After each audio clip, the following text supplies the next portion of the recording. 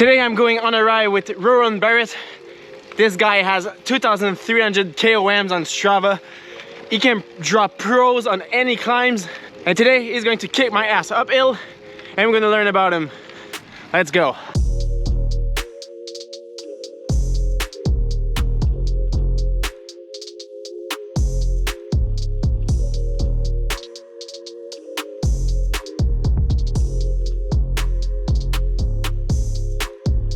All right, everyone, I am with Rowan Barrett, the legend, the Strava legend. Why don't you introduce yourself? So I'm Rowan Barrett. I'm a professor of biology at McGill University and a rider for Cannondale Echelon Racing Team. When I did a poll on Instagram asking who should be the next guest, about 40 people want to know more about you because you're always on top of their favorite segment on Strava.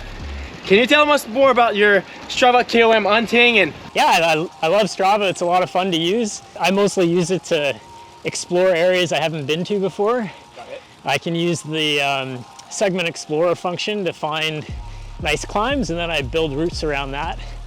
And it's just a fun way to explore a new city, new place. And when you go for your KOMs, do you always plan them in advance or they just happen by accident? It's I mean, it depends. If I'm somewhere I've never been before, if I'm traveling, then yeah, there's a little bit of research to figure out, well, where's a nice climb? Where are a lot of people riding in this area? Let's see what I can do on the, you know, the biggest climb around. But around here, it's much more random. I kind of go out for rides and I just discover them by accident. And speaking of traveling, how come do you have KOMs all across the world? I'm super fortunate that I get to do a lot of travel for work, field work for my research, and also attending scientific conferences. And so whenever I can, I like to take the bike along, and sometimes this travel is in places with good riding, and so I get the opportunity to explore that way. So you bring your bike to your conference and you take a day or two afterwards to ride the hills, right? Yeah, exactly. Or sort of sneak it in between sessions or early in the morning, whenever I can fit it in. That's awesome. And some people say, do you only climb or do you also do flat rides? I do everything. I get bored easily, so I like to mix it up. I like flat rides, I like gravel, I like riding my fat bike in the winter, all kinds of stuff. How come you're so good at climbing? What's your weight, and are you just a gifted climber? So I'm about 114, 115 pounds, about 52 kg, so wow. That definitely helps with going uphill. And what's your FTP about? I think it's around 314, 320. The last time I did a proper test, when I was somewhere with a long climb, yeah, I did about 340 for about half an hour. 340 at 50 kgs? That's insane. Yeah. That's absolutely insane. No wonder you got all those KOMs. And speaking of KOMs, there's a funny story about EF Education when they were in Montreal. Can you tell us about it? So they were in town for the Grand Prix, the World Tour race, and my team had the opportunity to go for a social spin with them the day after the race. They're super nice guys, and some of them recognized my name because I'd taken some comms from guys on the team in BC and various places. So they were kind of laughing about that. Do people think you have an e-bike? Do you get you get flagged all the time? I get flagged constantly. Yeah, and but it goes both ways. I also, if you have over 2,000 comms, yeah, I get those emails pretty much every day from somebody on an e-bike who's taken one of mine, or someone who forgets and leaves their bike on the car, that kind of thing. Yeah, and do you flag them back? I try to. I think it's sort of a service to the community to. Otherwise, the leaderboards don't mean anything, and it's all a bit pointless. And speaking of the leaderboard, what's your top 5 favorite climbs or KOMs you got on Strava? Yeah, that's a tough one. That's a tough one. There's 2,300, but there must be 5 that you're extremely proud or mean something to you.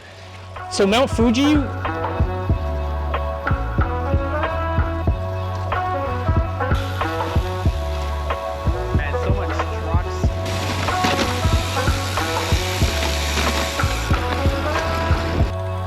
That's the great thing about cycling. You discover all these little spots. All right, Rowan, so let's talk about your bike and let's get one thing straight for all the rim brake lovers out there.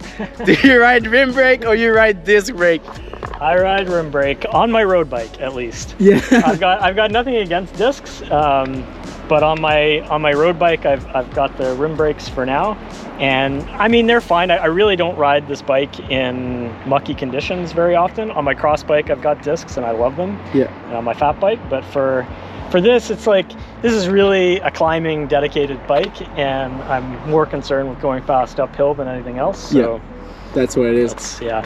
And let's get one other thing out of the way. What is the weight of the bike? The full weight with the pedals. And after that, we're gonna geek out about all the components. So I think it's about 6 kg, like around 13 and something pounds. So yeah, pretty damn light. And what's the components on your bike? Let's just do a little roundup. So it's the SRAM E-Tap 11 speed. Woven wheels. Woven are awesome. They're a couple nice guys in Ottawa. Garmin 130 is the head unit, 40 centimeter carbon bar, eBay special seat post and seat. I don't even know what they're called. Speedplay Pave pedals. So I'm on a 4i Podium, which is a great single-sided crank-based power meter, really reliable, super lightweight. And the tires are Michelin Power Competition 25s, really fast rolling, good grip. Nice and light, so I love them. Yeah, that's pretty much it.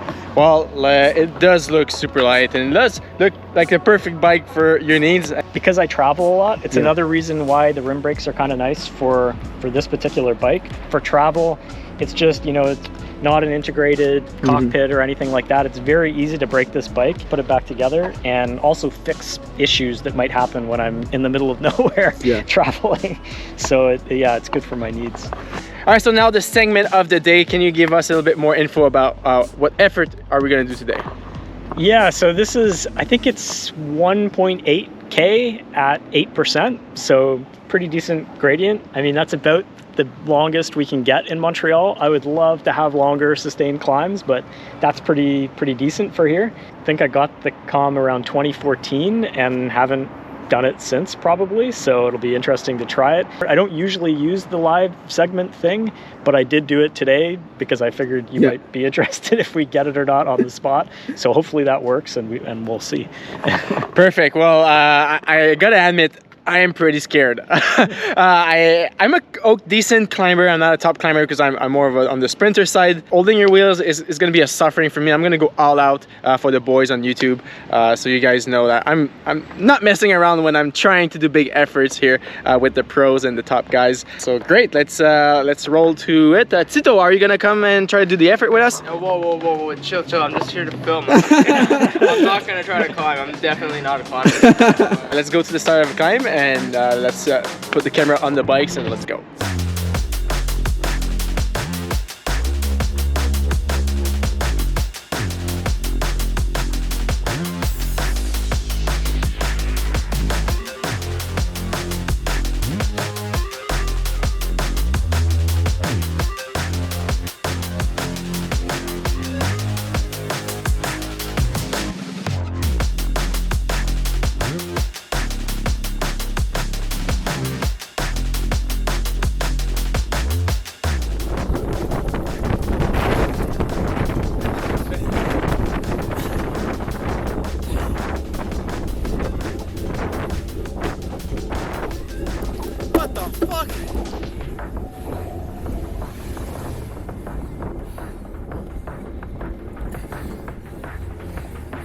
I totally crashed.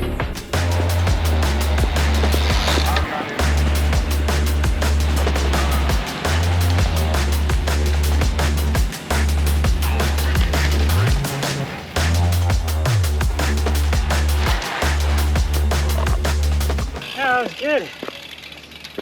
I got it by 19 seconds according to the live segment thing. I beat younger me. It's the first time I see Charles getting dropped and not the other way around. Each time I ride with this guy, he drops people. It was just the first steep ramp. It's a pretty tough one to start the effort with. Let's go, Charles. Let's go, bud. Nice. Man, did you get it? Did you got a KOM? Yeah. Really? Yeah, I took it by 19, so 19 seconds? yeah, pretty happy about that. God damn. Man, after that first kick, I was in full sprint on that first climb. Literally, I was in a sprint. And when it flattens out, I just couldn't hang on. Yeah, it's a tough climb. There's a lot of changes in pitch that kind of throw off your rhythm. And the big ring the whole time because I don't like the feeling of going back and forth, but it makes some of those ramps a real grind. Got it. What cadence you were at? Were you grinding or not too much? Well, on the steep ramps for sure. Yeah. This is serious grinding. Probably not so good for the cassette, but But you got your KOMs from your younger self. that's right. Yeah, take that, young whippersnapper. I don't know anyone that goes for his own KOMs. Like you always go for someone else's KOMs, not your KOMs. Got some beef with younger me, I guess. That was hard. That was really harder than I expected. I really thought I could have hang at least till after the climb, but I exploded and went easy. I think I did like... I think I heard you swearing a little bit. Yeah. What the fuck? What's your top 5 favorite climbs or KOMs you got on Strava? So Mount Fuji was a really cool one. I was at a conference in Yokohama, and the day after the meeting I decided to ride to that, and it was 230k round trip and on a super hot day. And so that was just a big adventure because navigating in Japan can be tricky if you're not familiar with it. No doubt.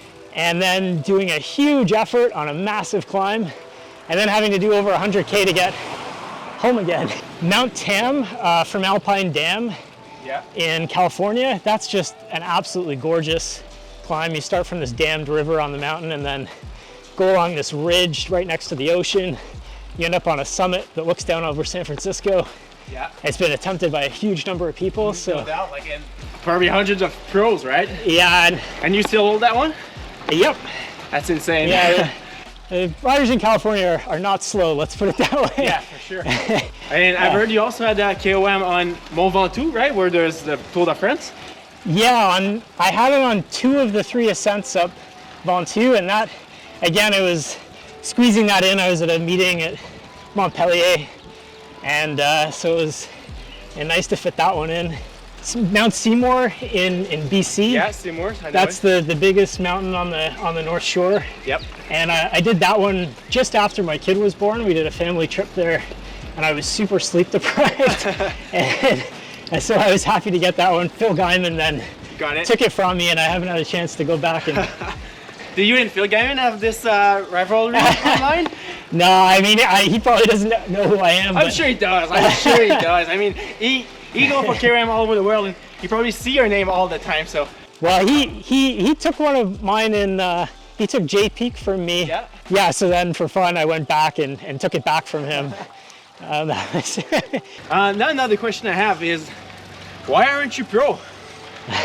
Was that either on something that could have happened in the past, or you just don't have any interest in it? I mean, I just love the job that I have. I really enjoy being a scientist and doing my research, and so for me, cycling it's just for fun. I love doing it. It brings me a lot of joy, and I've never really been interested in doing it for anything but fun. Got it. Did any professional team reach out to you to ask if you had any interest? No pro. I mean, anybody who does a little research can realize I'm an old man. I'm not really, I'm 40. I'm 40 years old, so not really the time to be entering into the pro cycling game. And I'm pretty new at this. Like I've only been cycling recreationally for maybe since my 30s. Got it. What were you doing before that? I've always been riding. I don't own a car. I use cycling as my form of transportation for commuting all year. Okay. And in terms of sports, I was a runner. I did a lot of rock climbing and backcountry skiing, especially when I lived in BC.